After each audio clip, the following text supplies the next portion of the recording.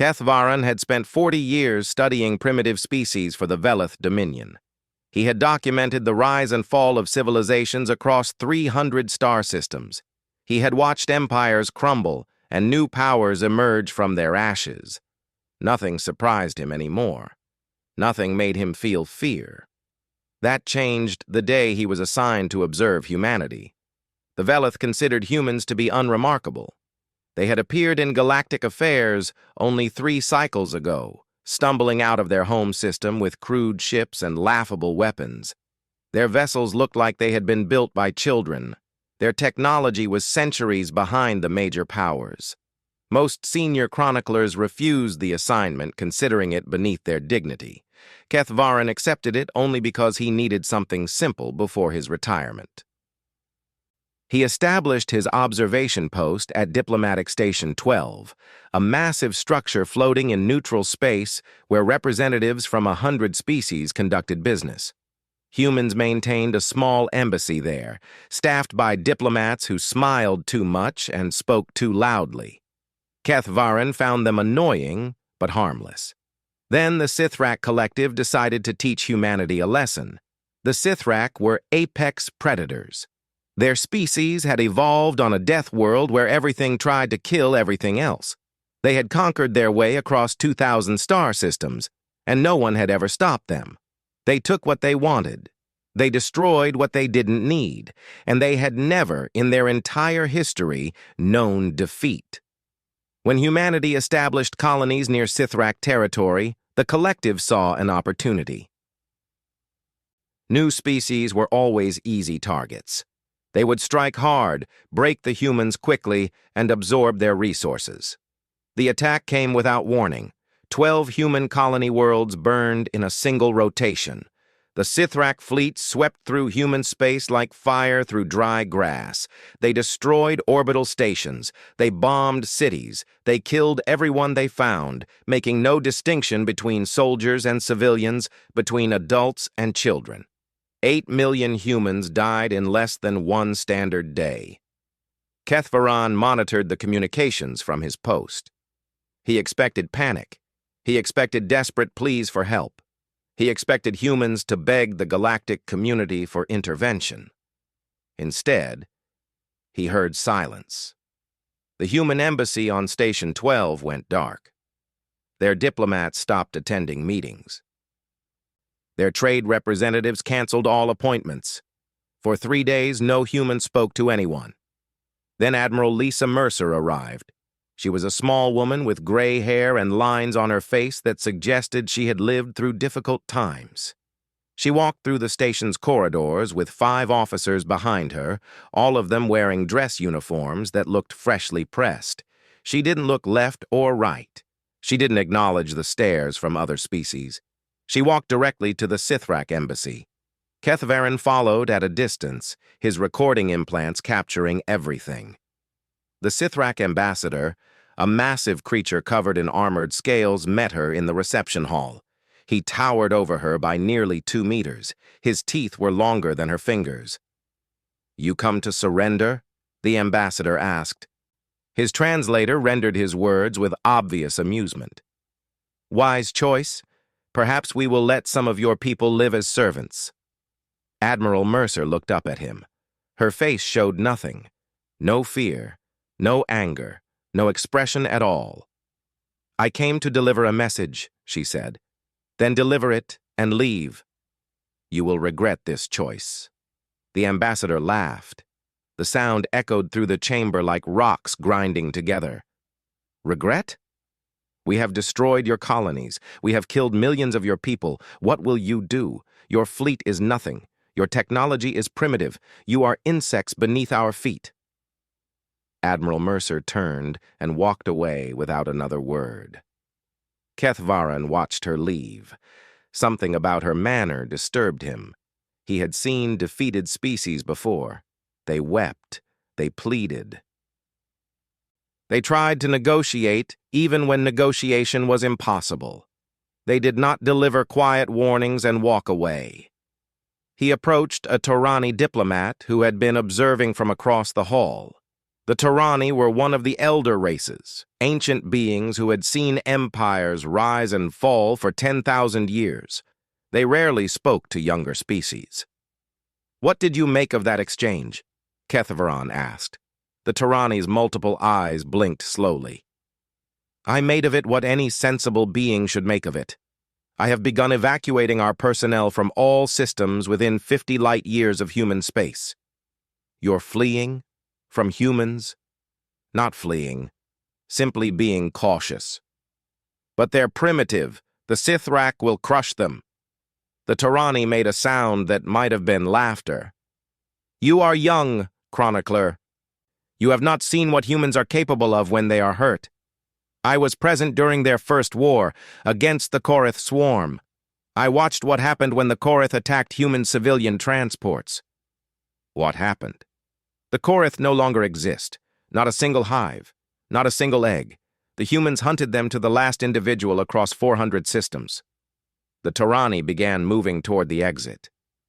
"The Sithrak killed human children. 8 million humans and 400,000 of them were children. Mark my words, chronicler. What comes next will be studied by military academies for the rest of galactic history." "Surely you exaggerate." The Turani paused. "When I was young, my teachers told me a saying about humans. I thought it was mythology. Now I know it is truth." "What saying?" "Humans are not the strongest species. They are not the smartest or the fastest or the most advanced, but they are the only species in the known galaxy who will chase you to the end of the universe, burn everything you have ever built, and salt the ground where your civilization once stood, all because you hurt someone they loved." The Turani's eyes fixed on Kethvaran. "Document what comes next, chronicler. The galaxy needs to remember why we do not provoke humans." Kethvaran returned to his observation post and began monitoring human communications. For days, he found nothing. Their channels were silent. Their ships had retreated to their core systems. The Sithrak mocked them openly, calling them cowards, declaring victory across every public frequency. Then Kethvaran intercepted a single transmission, broadcast on a frequency the Sithrak couldn't detect. It was a simple message, repeated over and over. "All hands, all stations. Operation Reckoning begins in 60 rotations. Prepare for total war." Kethvaran felt something he had not felt in 40 years of service. He felt afraid. For 60 rotations, nothing happened. The Sithrak celebrated their victory. Their propaganda channels played footage of burning human cities on repeat. Their leaders gave speeches about the weakness of younger species and the natural superiority of the collective. They mocked humanity's silence, calling it proof that humans were cowards who only knew how to run and hide. Kethvaran knew better. He had requested transfer to human space, wanting to observe them directly. His superiors thought he was wasting his time, but they approved the request. 2 weeks later, he arrived at a human refueling station on the edge of their territory. What he found made his blood run cold. Every shipyard in human space was operating at maximum capacity. Kethvaran counted 17 stations visible from his vessel alone, each one building warships at a pace he had never seen. Day and night, the factories worked. Workers slept in shifts, sometimes only 3 or 4 hours before returning to their stations. But it wasn't the ships that disturbed him most. It was the silence. Other species, when preparing for war, made noise. They held rallies. They gave speeches. They tried to build excitement and courage in their populations. Humans did none of this. They simply worked. Fathers kissed their children goodbye and reported to munitions factories. Mothers left their families to train as pilots and soldiers. Young people who had never held a weapon signed up for military service by the millions. No one complained, no one protested, no one asked why. They all knew why. 8 million dead, 400,000 children. Every human in the galaxy knew the numbers. They didn't need speeches to motivate them. Kethvaran docked at Station 7 to resupply his vessel.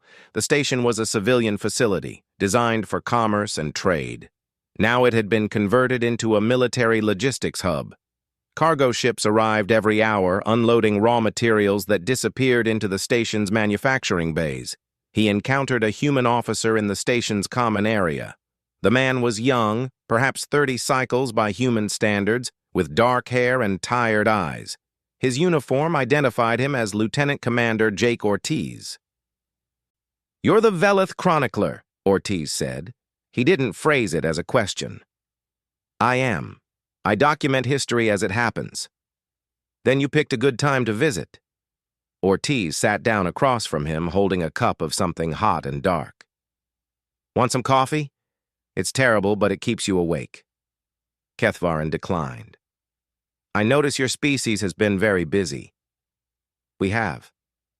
May I ask what you're preparing for?" Ortiz smiled, but there was no warmth in it. The expression reminded Kethvaran of predators he had observed on hunting worlds, the look they got just before striking prey. "You know what we're preparing for. The whole galaxy knows. The Sithrak believe you're too weak to fight them. The Sithrak believe a lot of things. They'll learn differently soon enough." Kethvaran hesitated before asking his next question. "I have observed many species prepare for war. I have never seen anything like this. Your people show no fear, no doubt, no hesitation. How is this possible?" Ortiz stared into his cup for a long moment. When he spoke, his voice was quiet but steady. "Do you know what happened on Colony 7? It was a farming world. Mostly families, people who wanted a simple life away from the crowded core worlds. My sister lived there with her husband and her 2 kids. The Sithrak hit it on the second wave." He paused. His hands tightened around the cup. "She managed to send one message before the end. Just a few seconds. She said the kids were scared. She said she loved me. Then the signal cut out. I am sorry. Don't be sorry. Be a witness." Ortiz looked up at him. "That's what you do, right? You record history, so record this. My sister was one of 8 million, and every single human in this galaxy has a story just like mine. Everyone lost someone. Everyone. So this is revenge? No. Revenge would be too easy. This is something else."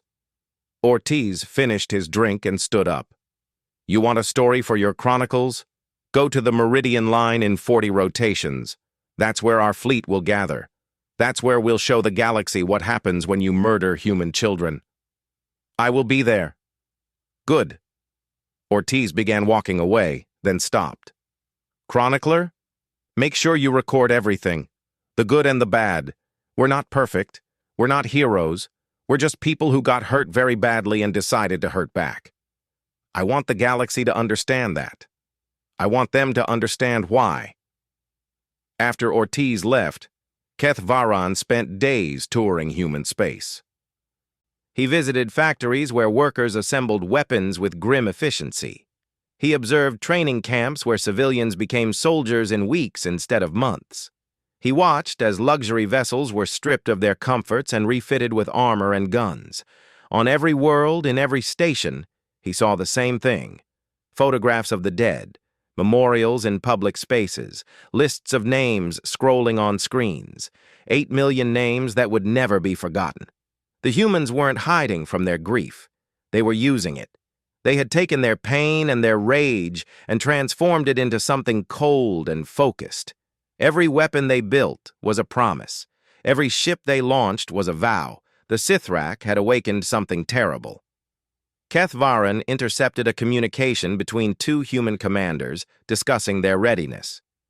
One of them asked if the fleet would be strong enough to face the Sithrak. The other commander laughed. "We don't need to be stronger. We just need to want it more. And trust me, after what they did, no one in this galaxy wants anything as badly as we want this." Kethvaran began to understand what the Tirani diplomat had tried to tell him. The humans weren't preparing for a battle. They weren't even preparing for a war. They were preparing for an extinction.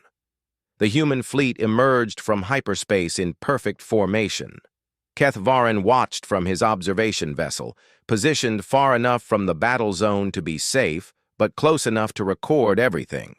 His implants worked at maximum capacity, storing every detail for the historical archives. 3,000 human ships hung in the darkness of space. They faced a Sithrak defense fleet of 8,000 vessels, positioned to protect a strategic choke point called the Meridian Line. It was the only route into Sithrak territory, and the collective had fortified it heavily. The numbers should have ended the war before it began. The Sithrak commander, a veteran warlord named Grathkor, broadcast an open challenge to the human fleet. His message played on all frequencies so the entire galaxy could hear. "Foolish mammals," he growled. "You come to die with your pitiful numbers? We outnumber you nearly 3-1.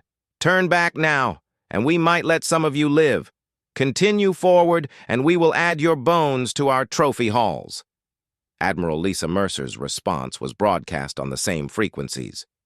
"We don't need superior numbers. We just need to be human." Then she gave the order to advance. What happened next would haunt Kethvarin's dreams for the rest of his life. Human ships didn't fight like other species. Every civilization in the galaxy understood certain rules of warfare. You maintained safe distances. You protected your escape routes. You valued your ships and your crews because replacing them was expensive and difficult. Humans followed none of these rules. The first wave of human vessels drove directly into the Sithrak formation. They didn't try to circle around or find weak points. They simply charged forward, weapons firing in all directions. The Sithrak cut them apart with superior firepower, destroying dozens of ships in the first minutes. But the human ships kept coming. Kethvaran watched a destroyer named Defiant Hope take critical damage early in the engagement. Its engines were crippled, its weapons were failing. Any other species would have surrendered or tried to retreat. Instead, the captain ordered full power to the remaining thrusters and aimed directly at the nearest Sithrak carrier. The crew had 30 seconds of warning before impact. Sensor logs showed they spent those seconds ensuring their weapons continued firing. The Defiant Hope struck the carrier's engine section at full speed. The resulting explosion destroyed both ships and damaged 3 Sithrak vessels nearby. Sacrifice. The humans embraced it like an old friend. Captain Maria Santos commanded the cruiser Last Light of Boston. Her ship was one of the older vessels in the fleet. Retrofitted civilian transport that had never been designed for war. When the Sithrak concentrated fire on her ship, the Last Light lost main power within minutes. Any other captain would have ordered evacuation and tried to save the crew. Santos ordered evacuation and stayed behind herself. She piloted the dying ship manually, using emergency thrusters to guide it toward the Sithrak flagship. The vessel had no weapons left. It had no shields. It was nothing but a hull filled with reactor cores about to go critical. She flew it directly into the flagship's hangar bay. The explosion crippled the Sithrak command ship, killing Grathkor and most of his senior officers. Santos had traded her life for the enemy's entire command structure. The Sithrak couldn't understand what they were seeing. No species behaved this way. No species willingly sacrificed themselves. Self-preservation was the first law of evolution, the basic instinct that governed all intelligent life.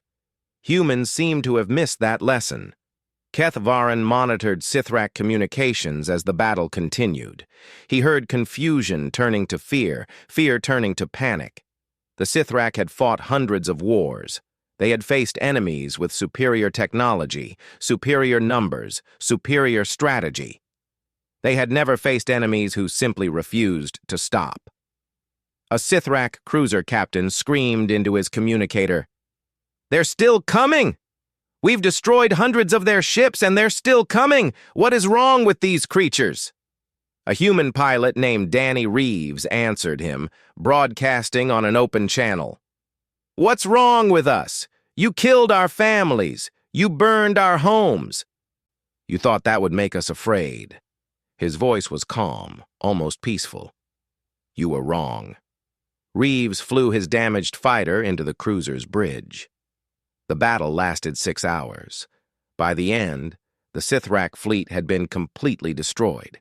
8,000 ships reduced to debris. Not a single vessel escaped.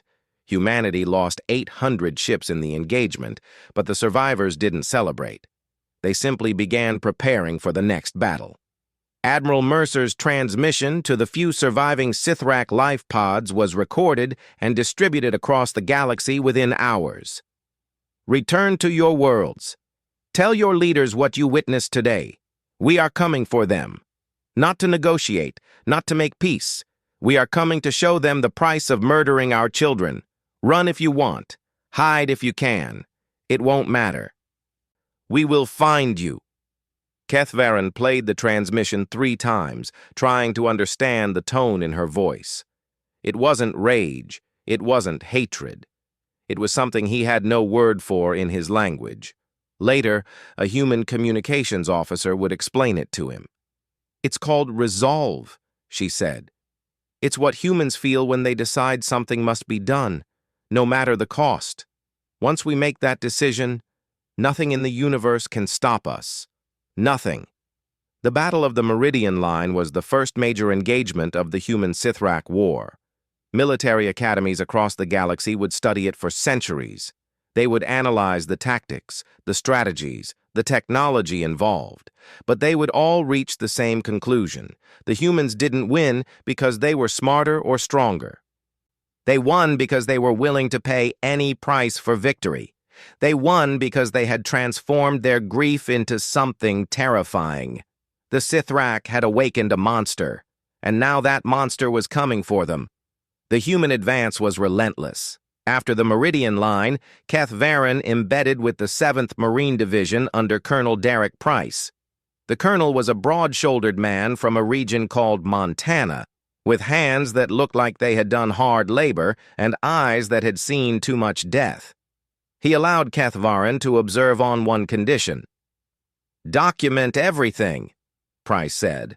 "Our victories and our failures, our heroism and our ugliness. I want the galaxy to see what war really looks like. No propaganda, no lies, just the truth." "Why?" Kethvaran asked. "Because I want them to understand why this should never happen again."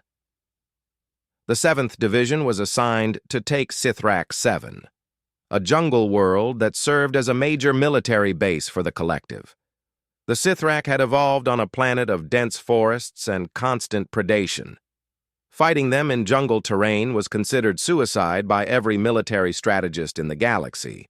The humans didn't seem to care. Kethvaran accompanied the first landing wave, recording everything as human soldiers poured out of their transports into a nightmare landscape. The trees were taller than buildings, their canopy so thick that no light reached the ground. The air was hot and wet and filled with the screams of alien predators. The Sithrak knew every shadow, every hunting trail, every ambush point. The first day cost the division 300 soldiers. Kethvaran expected the humans to retreat, to wait for reinforcements, to develop new strategies. Instead, they adapted. On the second day, a young soldier named Danny Reeves discovered that Sithrak armor had a weakness. Their scales, nearly impervious to standard weapons, vibrated at certain sonic frequencies. Reeves had noticed the pattern while watching captured enemies react to specific sounds. He modified his rifle on the battlefield, adding components scavenged from a damaged vehicle. The result was a weapon that could crack Sithrak armor with a single shot. "How did you figure that out?" Kethvaran asked him. Reeves shrugged. "I didn't know if it would work. I just tried things until something did. That's what humans do." Within hours, every soldier in the division had modified their weapons. The Sithrak, who had spent millennia perfecting their armor, found themselves suddenly vulnerable. Their advantage disappeared overnight. On the 4th day, Sergeant Nicole Vance led her squad into the worst fighting of the campaign. A Sithrak counterattack had broken through human lines, threatening to overrun a supply depot. Vance's squad was the only unit close enough to respond. They held their position for 40 hours of continuous combat. When their ammunition ran out, they fought with bayonets. When their bayonets broke, they used rocks and fallen branches. When they had nothing left, they fought with their bare hands. 8 of 12 soldiers survived, but they held the line. Kethvaran interviewed Vance after the battle. She was covered in blood, most of it not her own, and her hands shook from exhaustion, but her voice was steady. "Why didn't you retreat?" he asked. "The position was impossible to hold." "Because there were civilians behind us." "Human civilians?" Vance laughed, though there was no humor in it. "No, Sithrak civilians. Workers and families the military had abandoned when they fell back. About 200 of them, hiding in a warehouse." Kethvaran couldn't understand. "You nearly died protecting enemy civilians?" "They weren't enemies. They were non-combatants. People who never picked up a weapon, who just wanted to survive. The fact that their government attacked us doesn't make them guilty." Vance met his eyes. "We're not fighting because we hate the Sithrak. We're fighting because they hurt us and we need to make sure they can never do it again, but that doesn't mean we become monsters. The day we start killing civilians is the day we lose everything we're fighting for." The Sithrak command couldn't understand it. Humans protecting their enemies? It violated every rule of warfare they had ever known. Species protected their own. They destroyed outsiders. That was the natural order, but humans didn't follow the natural order. Over the following weeks, Kethvaran watched the human advance continue across Sithrak space. World after world fell. Fleet after fleet was destroyed. The collective, which had never known defeat, began to crumble. But it wasn't just military might that broke them. On every conquered world, humans established order. They provided food and medical care to Sithrak civilians. They rebuilt infrastructure the war had damaged. They treated prisoners according to strict rules, never torturing, never executing without trial. The Sithrak soldiers who surrendered expected to be killed. Instead, they were fed and housed and eventually released. Many of them returned to their own lines with stories of human mercy, stories that spread through the collective like wildfire. Colonel Price explained it to Kethvaran one evening as they watched the sun set over a captured Sithrak city. "Fear wins battles, but respect wins wars. We want the Sithrak to fear attacking us ever again.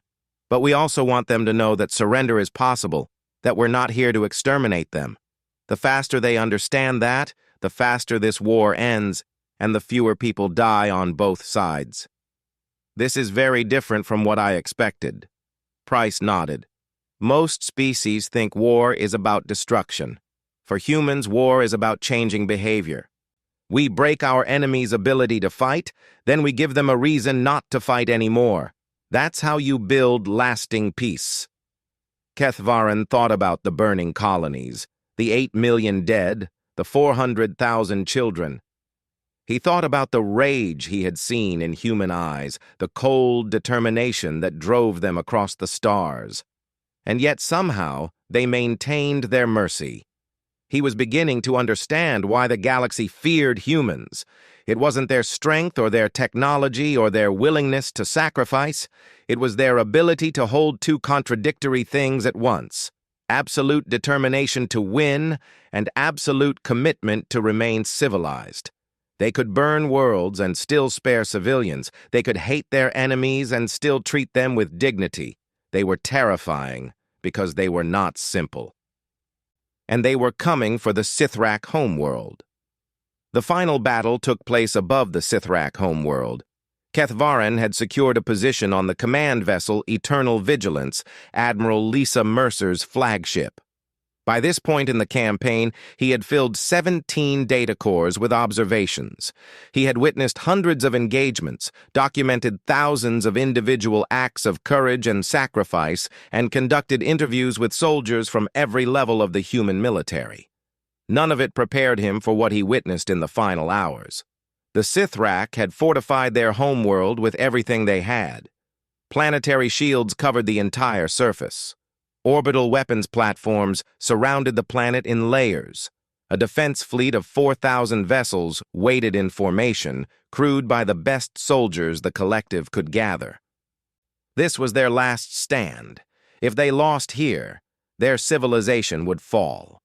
The human fleet that arrived numbered just over 2,000 vessels. They were battered survivors of a campaign that had crossed half a galaxy. Their ships bore the scars of 100 battles. Their crews had been fighting without rest for months. They should have been exhausted. They should have been demoralized. They should have been combat ineffective. Instead, they formed up with perfect discipline and waited for orders. The Sithrak Supreme Commander broadcast a message to the human fleet. His voice was different from the arrogant tone Keth Varan had heard at the Meridian Line. There was fear in it now. Humans, we are prepared to discuss terms. We acknowledge that we made errors in judgment. We are willing to pay reparations, to return any territory you desire, to sign treaties guaranteeing future peace. There is no need for further bloodshed. Admiral Mercer listened to the message in silence. Then she opened a channel to the entire human fleet. You've all heard their offer. They want to negotiate now, after 8 million of our people are dead, after they burned our colonies and murdered our children. Now, when they're losing, they want to talk about peace. She paused. Every ship in the fleet waited. I'm going to give you a choice. We can accept their surrender. We can end this war today, go home to our families, try to rebuild what we've lost. Or we can finish what we started. We can show the galaxy what happens when someone attacks humanity. We can make sure no one ever forgets the price of harming us. Silence stretched across the void. Then Commander Tyler Brooks spoke from his carrier, the Dawn's Promise. Admiral, with respect, there's no choice to make. We didn't come this far to accept half measures.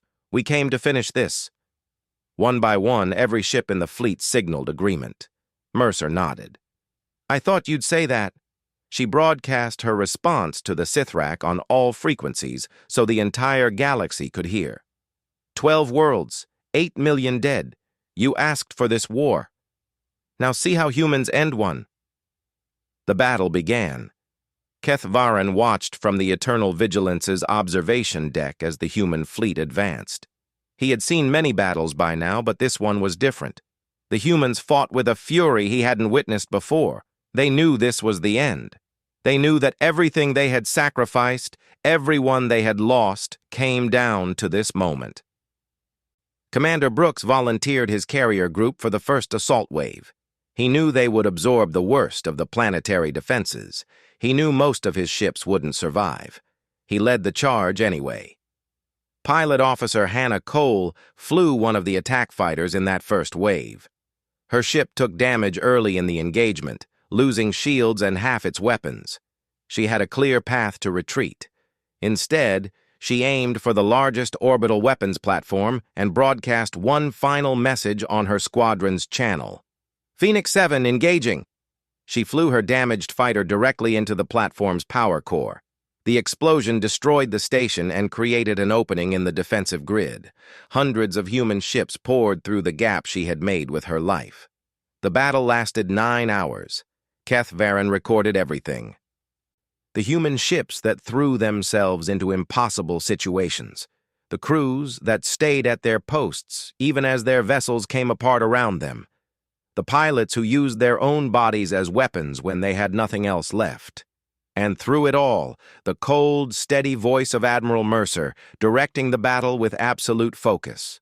When the planetary shields finally fell, when the defense fleet had been reduced to scattered survivors, Mercer issued the command that would echo through galactic history. All units, cease fire. We accept their surrender. Keth Varan couldn't believe what he was hearing. After everything the Sithrak had done, after all the human blood spilled to reach this moment, they were stopping. He found Mercer on the bridge, staring at the Sithrak homeworld through the main viewport. Millions of people lived on that planet, billions perhaps. One order from her could end them all. Why? He asked. Your people want vengeance. I've seen it. I've felt it. Why show mercy now?" Mercer didn't look at him. "We're not here to exterminate them, Chronicler. We're here to make sure they never do this again. There's a difference.